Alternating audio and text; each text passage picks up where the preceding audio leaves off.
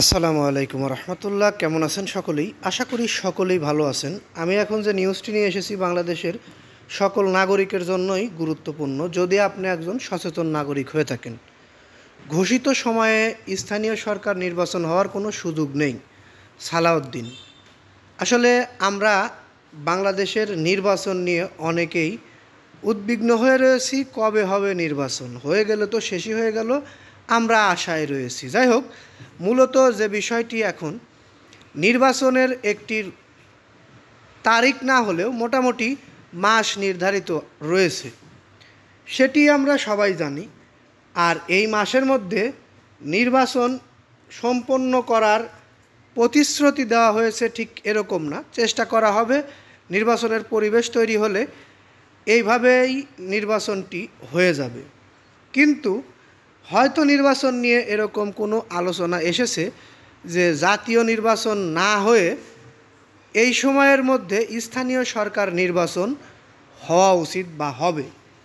এ কারণেই বিএনপির স্থায়ী কমিটির সদস্য সালাউদ্দিন আহমেদ বলেছেন, জাতীয় নির্বাচনের ব্যাপারে সব দলই একমত। যদি তাই হয় তবে এই ঘোষিত সময়ের মধ্যে স্থানীয় নির্বাচন করা অসম্ভব।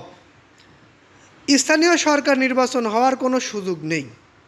জাতীয় নির্বাচনের জন্যই এতদিনের সংগ্রাম, স্থানীয় নির্বাচনের জন্য না। সিইসির প্রধান কাজ জাতীয় নির্বাচন আয়োজন করা। অর্থাৎ এরকম কোনো আভাস হয়তো তারা পেয়েছে, যেখানে বলা হয়েছে যে সময় বেঁধে দেওয়া হয়েছে এই সময়ের মধ্যে স্থানীয় সরকার নির্বাচন আগে করা হবে, পরিবেশ বুঝে তারপরে জাতীয় নির্বাচন হবে। কিন্তু বিএনপি সেটা মানবে না, এই নিউজে সেটা বোঝা যাচ্ছে। আপনাদের মতামত কি? আমরা দিন শেষে বাংলাদেশের নাগরিক। বিএনপি, আওয়ামী লীগ, জাতীয় পার্টি, এনসিপি এটা পরের বিষয়। দিন শেষে আমরা বাংলাদেশের নাগরিক। আমাদের ইচ্ছার অনেক গুরুত্ব রয়েছে দেশে, আমাদের বাক স্বাধীনতাও রয়েছে। আপনারা সেই বাক স্বাধীনতার থেকেই আমাদের এই নিউজের কমেন্ট বক্সে জানিয়ে যাবেন কোন নির্বাচনটি আগে হওয়া উচিত বা কখন হওয়া উচিত। রিসেন্টলি নির্বাচন হয়ে যাওয়া উচিত, নাকি নির্বাচনের আগে সংস্কার করে সময় নিয়ে নির্বাচন হওয়া উচিত।